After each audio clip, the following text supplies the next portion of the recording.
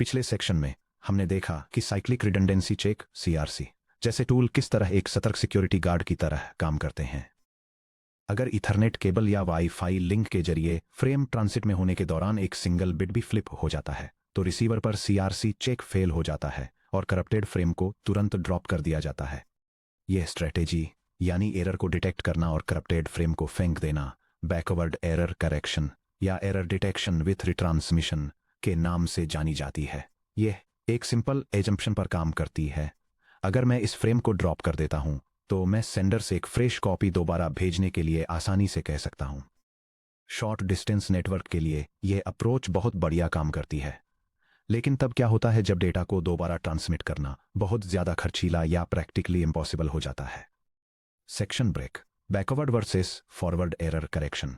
Imagine कीजिए कि Voyager 1 जैसा एक डीप स्पेस प्रोब अरबों किलोमीटर दूर से अर्थ पर हाई रिजोल्यूशन इमेजेस भेज रहा है। जैसा कि हमने वैन प्रोपेगेशन डिलेज कैलकुलेट करते समय चैप्टर 1 में देखा था, स्पीड ऑफ लाइट से ट्रैवल करने वाले रेडियो सिग्नल्स को डीप स्पेस से अर्थ तक वन वे ट्रिप करने में 22 आवर्स से ज्यादा का टाइम लगता है। यह डायग्राम डीप स्पेस कम्युनिकेशंस में स्टैंडर्ड डेटा रिट्रांसमिशन प्रोटोकॉल्स की इनएफिशिएंसी को इलस्ट्रेट करता है और यह दिखाता है कि कैसे कॉस्मिक रेज से होने वाला डेटा करप्शन एक फेल्ड इंटेग्रिटी चेक की वजह बनता है, जिससे एक स्पेस प्रोब और अर्थ के बीच नेगेटिव एक्नॉलेजमेंट की राउंड ट्रिप का वेट करते समय 44 आवर्स का डिले हो जाता है। अगर नासा के ग्राउंड स्टेशंस को वायेजर से मिले फ्रेम में कोई करप्टेड बिट डिटेक्ट होता है तो प्लीज रिट्रांसमिट मैसेज भेजने का मतलब है सिर्फ करेक्टेड फ्रेम पाने के लिए 44 आवर्स का वेट करना। ऐसी ही प्रॉब्लम रियल टाइम एप्लीकेशंस जैसे satellite phone calls, video streaming या मिलिट्री वायरलेस ब्रॉडकास्ट्स में भी आती है। जब तक किसी ड्रॉप हुए फ्रेम को रिपोर्ट करके हाई लेटेंसी वाले सैटेलाइट लिंक पर दोबारा ट्रांसमिट किया जाता है, तब तक लाइव ऑडियो स्ट्रीम आगे बढ़ चुकी होती है, जिससे आवाज में रुकावट और गैप्स आने लगते हैं। इसे सॉल्व करने के लिए network engineers forward error correction (FIC) का यूज करते हैं। सिर्फ एरर डिटेक्ट करने के लिए रिडंडेंट बिट्स जोड़ने के बजाय सेंडर इतने मैथमेटिकली इंजीनियर किए गए रिडंडेंट बिट्स जोड़ता है जिससे रिसीवर करप्टेड पोजीशन को सटीक तरीके से लोकेट करके उसे तुरंत फिक्स कर सके और सेंडर से एक भी एक्स्ट्रा बिट मांगने की जरूरत न पड़े। यह डायग्राम डेटा कम्युनिकेशन में बैकवर्ड एरर करेक्शन, जिसे ARQ के नाम से भी जाना जाता है, की तुलना फॉरवर्ड एरर करेक्शन या FEC से करता है। बैकवर्ड एरर करेक्शन के तहत अगर कोई रिसीवर करप्टेड फ्रेम को डिटेक्ट करता है तो वह फ्रेम को डिस्कार्ड कर देता है और सेंडर से रिट्रांसमिशन की रिक्वेस्ट करता है। फॉरवर्ड एरर करेक्शन के तहत रिसीवर फ्लिप्ड बिट्स को पहचानता है और रिट्रांसमिशन की रिक्वेस्ट किए बिना ओरिजिनल फ्रेम को रिकवर करने के लिए उन्हें लोकली करेक्ट कर देता है। Section break, the mental model, the self balancing sudoku grid. एक रिसीवर उस बिट को कैसे फिक्स कर सकता है जिसे उसने पहले कभी नहीं देखा। यह मैजिक जैसा लगता है, लेकिन यह बाइनरी कोड की एक सिंपल रियलिटी पर आता है। द बाइनरी एडवांटेज, एक बाइनरी सिस्टम में हर बिट केवल एक 0 या एक 1 ही हो सकता है। अगर आप मैथमेटिकल सर्टेनिटी के साथ जानते हैं कि एक स्पेसिफिक बिट पोजीशन गलत है तो आपको यह पूछने की जरूरत नहीं है कि करेक्ट वैल्यू क्या थी, आप बस इसे इन्वर्ट कर देते हैं। अगर यह करेंटली एक 0 है तो यह जरूर एक 1 रहा होगा, अगर यह एक 1 है तो यह जरूर एक 0 रहा होगा। हम यह कैसे पिन पॉइंट करते हैं कि कौन सा बिट फ्लिप हुआ है, इसे समझने के लिए एक सुडोकू पजल ग्रिड या सेल्फ बैलेंसिंग लाइट स्विचों के ग्रिड की इमेजिनेशन कीजिए। यह डायग्राम एक 3x3 बाइनरी ग्रिड और रो और कॉलम चेकसम का यूज करके 2 डायमेंशनल पैरिटी चेक मैट्रिक्स को इलस्ट्रेट करता है ताकि यह डेमोन्स्ट्रेट किया जा सके कि एक सिंगल बिट फ्लिप एरर को कैसे डिटेक्ट किया जा सकता है। इमेजिन कीजिए कि ट्रांसमिशन के दौरान एक हाई वोल्टेज स्पार्क ग्रिड से टकराता है और रो 2 कॉलम 2 पर मौजूद बिट को 1 से 0 में फ्लिप कर देता है। यह डायग्राम एरर डिटेक्शन के लिए यूज होने वाले 2 डायमेंशनल पैरिटी चेक मैट्रिक्स को इलस्ट्रेट करता है और यह दिखाता है कि कैसे इंटरसेक्टिंग रो और column checksum failures corrupted data bit को प्रिसाइजली पिन पॉइंट करते हैं।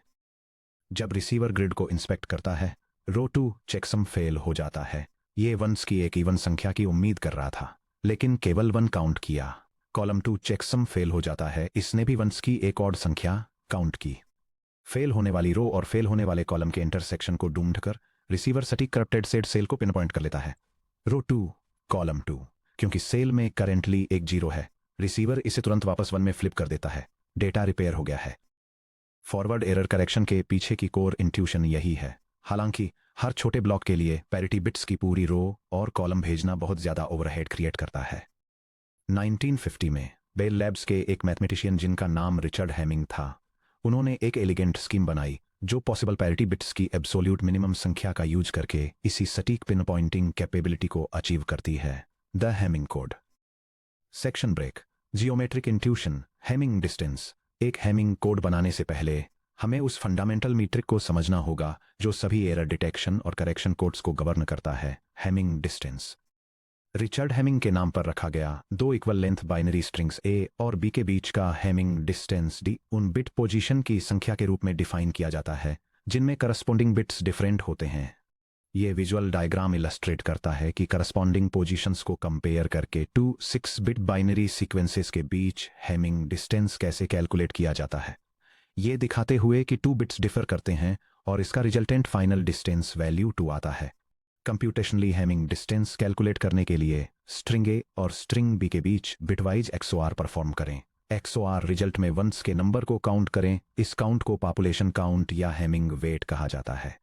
Bitwise XOR 1 0 1 1 1 0 1 XOR 1 0 0 1 1 1 equals 0 0 1 0 1 0 which implies a count of ones equals which implies a d of a comma b equals 2।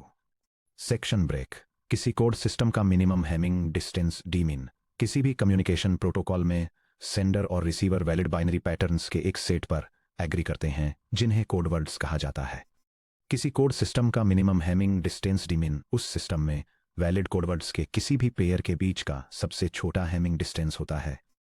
यह conceptual diagram error correcting codes में code word distance spheres के concept को illustrate करता है, जो ये दिखाता है कि कैसे एक सिंगल बिट फ्लिप एक वैलिड कोडवर्ड को मिनिमम हैमिंग डिस्टेंस से सेपरेटेड 2 वैलिड कोडवर्ड्स के बीच के स्पेस में मौजूद एक इनवैलिड स्टेट में ट्रांजिशन करता है।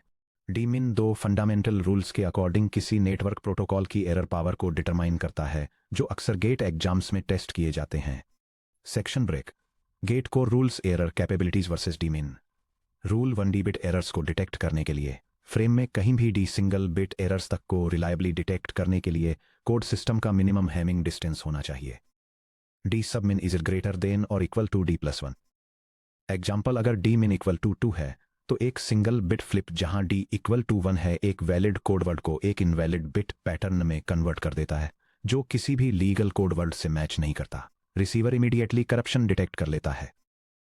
हालांकि 2 बिट फ्लिप्स वैलिड कोडवर्ड ए को वैलिड कोडवर्ड बी में चेंज कर सकते हैं और रिसीवर को पूरी तरह बेवकूफ़ बना सकते हैं। रूल 2C बिट एरर्स को करेक्ट करने के लिए सी सिंगल बिट एरर्स तक को रिलायबली करेक्ट करने के लिए वैलिड कोडवर्ड्स काफ़ी दूर सेपरेट होने चाहिए ताकि सी बिट स्लिप होने के बाद भी करप्टेड पैटर्न किसी दूसरे वैलिड कोडवर्ड के बजाय ओरिजिनल कोडवर्ड के ज़्यादा क्लोज रहे। रिक्वायर्ड मिनिमम डिस्टेंस है डी सबमिन इज ग्रेटर देन और इक्वल टू 2C+1। यह डायग्राम कोडिंग थ्योरी में एरर करेक्शन स्फीयर्स के कॉन्सेप्ट को इलस्ट्रेट करता है और यह दिखाता है कि कैसे कोडवर्ड्स के बीच मिनिमम डिस्टेंस मेंटेन रखने से ये एश्योर होता है कि एक स्पेसिफिक एरर थ्रेशोल्ड के अंदर का करप्टेड पैटर्न वापस अपने ओरिजिनल वैलिड कोडवर्ड में यूनिकली डिकोड हो सके। एग्जाम्पल, एक सिंगल बिट एरर को फिक्स करने के लिए जहां C इक्वल्स 1 है हमें डी मिन ग्रेटर देन और इक्वल टू 2 टाइम्स 1 + 1 इक्वल्स 3 की जरूरत होती है। अगर एक फ्रेम 1 बिट फ्लिप सफर करता है तो उसकी अपने ओरिजिनल वैलिड कोडवर्ड से डिस्टेंस 1 होती है, लेकिन बाकी सभी वैलिड कोडवर्ड से उसकी डिस्टेंस एट लीस्ट 2 होती है। रिसीवर सिंपली रिसीव्ड पैटर्न को नियरेस्ट वैलिड कोडवर्ड पर स्नैप कर देता है। यह समरी टेबल उनकी मिनिमम हैमिंग डिस्टेंस वैल्यूज पर बेस्ड कोडिंग स्कीम्स की एरर डिटेक्शन और एरर करेक्शन कैपेबिलिटीज को इलस्ट्रेट करती है। Section break. रिचर्ड हैमिंग का algorithm, constructing self healing frames. अब जब हम जानते हैं कि एक सिंगल बिट एरर को फिक्स करने के लिए जहां C इक्वल्स 1 है हमें डी मिन इक्वल्स 3 की जरूरत है, तो हम ऐसे कोड को एफिशिएंटली कैसे कंस्ट्रक्ट करें। रिचर्ड हैमिंग ने एक ब्रिलियंट बाइनरी स्ट्रक्चर इंट्रोड्यूस किया जिसे हैमिंग कोड कहा जाता है। एक Hamming code m bit data payload में r पारिटी बिट्स इंसर्ट करता है जिससे एक n बिट कोडवर्ड बनता है जहां n इक्वल्स m+r होता है। इसे कॉमनली NM हैमिंग कोड के रूप में डिनोट किया जाता है। चलिए इन कोड्स को बिल्ड और डिकोड करने के रूल्स को स्टेप बाय स्टेप समझते हैं। Section break. Step 1, the redundancy bit formula. 2 to the power of r is greater than or equal to m plus r plus 1। m bits का data payload transmit करने से पहले हमें कितने पारिटी bits r add करने चाहिए? मान लीजिए फाइनल कोडवर्ड की length m plus r bits है। जब रिसीवर फ्रेम को इंस्पेक्ट करता है तो वहां m plus r possible positions होती हैं जहां एक सिंगल बिट एरर हो सकता था। वहां वन स्टेट ऐसी भी होती है जहां कोई एरर नहीं हुआ। इसलिए हमारे r पारिटी बिट्स को at least m plus r plus 1 distinct outcomes को रिप्रेजेंट करने में सक्षम होना चाहिए। चूंकि r bits 2 to the power of r unique binary states produce कर सकते हैं, इसलिए हम हैमिंग रिडंडेंसी बिट इनइक्वालिटी पर पहुंचते हैं। 2 to the power of r is it greater than or equal to m plus r plus 1, जहां m equals original data bits का नंबर, r इक्वल्स ऐड किए गए रिडंडेंसी या पारिटी बिट्स का number. Section break. Calculating required parity bits for standard data sizes. चलिए अलग अलग data payload lengths m के लिए r सॉल्व करते हैं। यह टेक्स्ट डेमोन्स्ट्रेट करता है कि डिफरेंट पेलोड साइजेस के लिए एरर करेक्टिंग हैमिंग कोड्स के लिए necessary number of redundancy bits को कैसे कैलकुलेट किया जाता है। यह स्टैंडर्ड फॉर्मूला को इवैल्यूएट करता है, जहां 2 to the power of r को payload bits plus redundancy bits plus 1 के ग्रेटर देन या इक्वल टू होना चाहिए, और 4, 8 और 11 पेलोड बिट्स के लिए स्टेप बाय स्टेप टेस्ट दिखाता है ताकि उनके करॉस्पॉन्डिंग टोटल कोडवर्ड लेंथ्स को डिटरमाइन किया जा सके। गेट की टेक अवे 4 बिट मैसेज के लिए m इक्वल 4 हमें r इक्वल 3 पैरिटी बिट्स की जरूरत होती है, जिसके रिजल्ट में 7 बिट हैमिंग कोड 74 मिलता है। Section break. Step 2 bit positioning rule powers of 2। एक बार जब हम जान जाते हैं कि हमें n equal m plus r total bit position की जरूरत है, तो हम पैरिटी बिट्स को कहां रखते हैं? हैमिंग ने एक सिंपल रूल बनाया, parity bit position rule. Parity bits को स्ट्रिक्टली उन बिट पोजिशन इंडेक्स पर रखें जो 2 की पावर्स हैं 1 to 4 8 16 to the power of r minus 1। बाकी सभी bit position original data bits के लिए रिजर्व्ड हैं।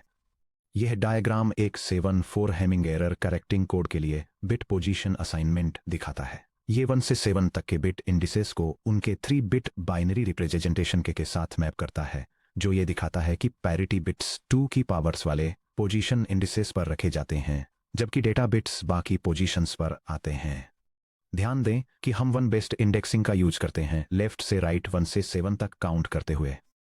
Section break. Step 3 parity coverage assignment. हर पैरिटी बिट कौन से डेटा बिट्स को मॉनिटर करता है, यह डिटरमाइन करने के लिए कि पैरिटी बिट पी सब के जो पोजीशन 2 the power of के -1 पर लोकेटेड है द्वारा कौन सी बिट पोजीशन चेक की जाती हैं। सभी bit position index 1 to n को उनकी बाइनरी रिप्रेजेंटेशन में कन्वर्ट करें।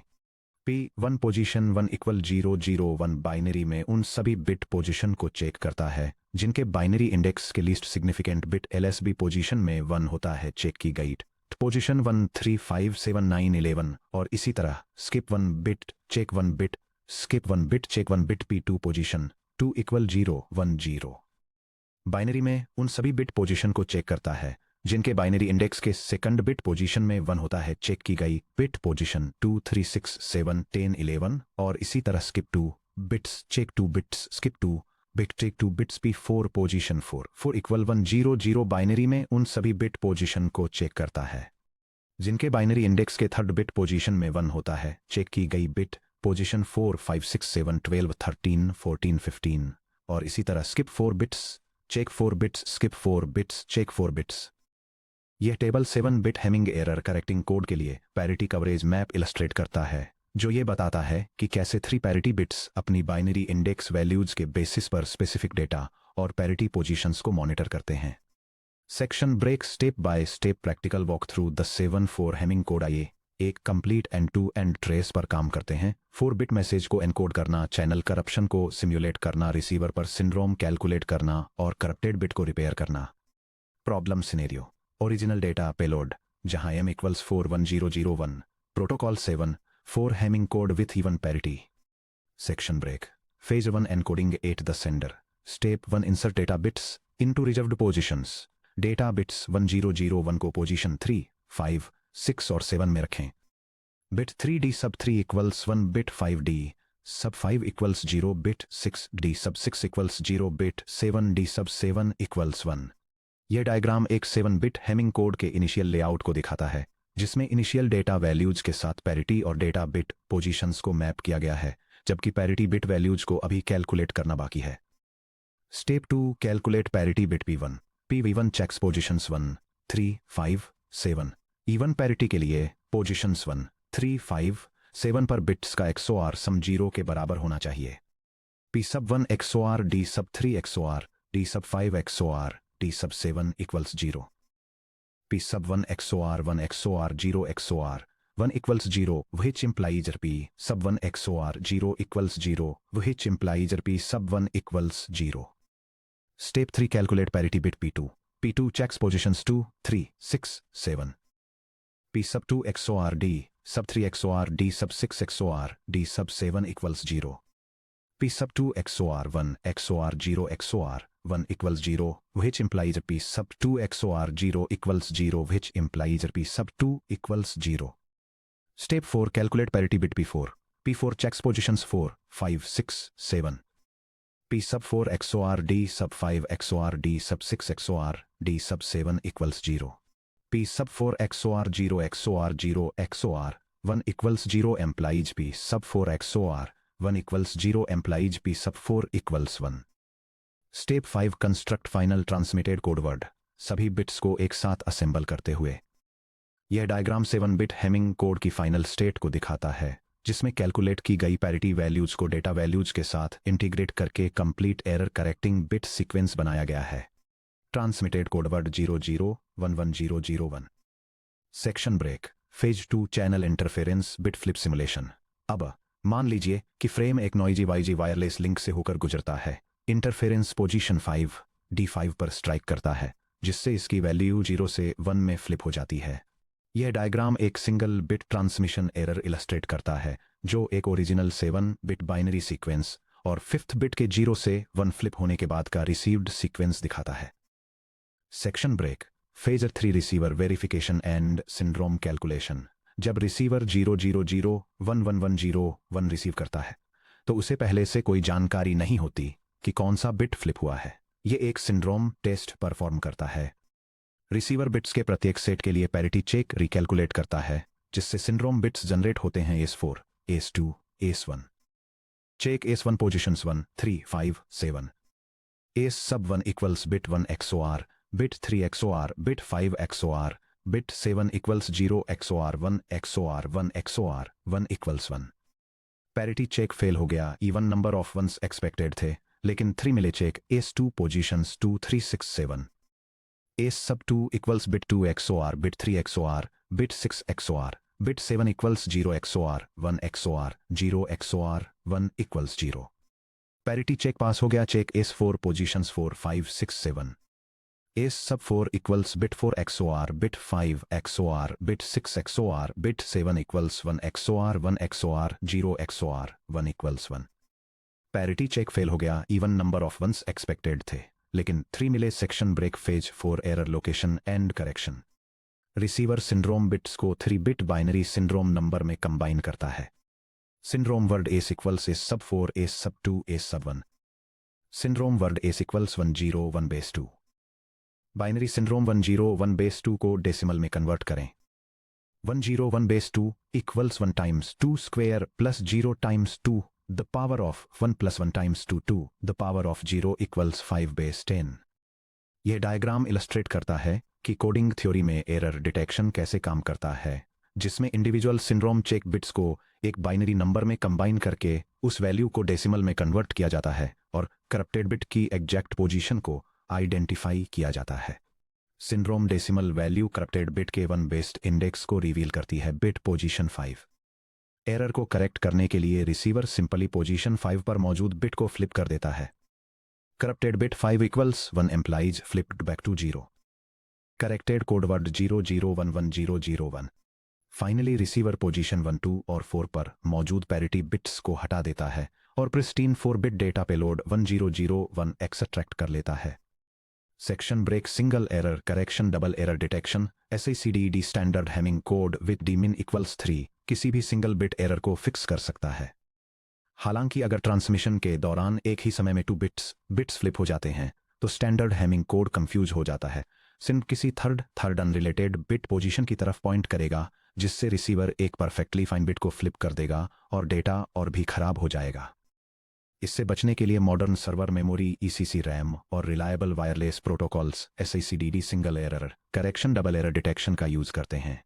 यह डायग्राम एक extended error correcting code frame के लेआउट को दिखाता है, जिसमें यह दिखाया गया है कि डेटा और पैरिटी बिट्स एक स्टैंडर्ड 7/4 हेमिंग कोड में कैसे अरेंज किए गए हैं। साथ ही डबल एरर्स डिटेक्ट करने के लिए एक फाइनल ओवरऑल पैरिटी बिट भी दी गई है। SICDD कैसे काम करता है? SICDD हेमिंग कोड वर्ड के बिल्कुल एंड में एक एडिशनल ग्लोबल पैरिटी बिट भी ओवरऑल ऐड करता है, जिससे minimum Hamming distance dmin equal to 4 हो जाता है। जब एक रिसीवर SICDD फ्रेम को इवेल्युएट करता है तो यह सिंड्रोम एस और ग्लोबल पैरिटी बिट दोनों को चेक करता है। यह डिसीजन मैट्रिक्स एक single error correction double error detection receiver के एरर डिटेक्शन और करेक्शन लॉजिक को डिटेल में समझाता है।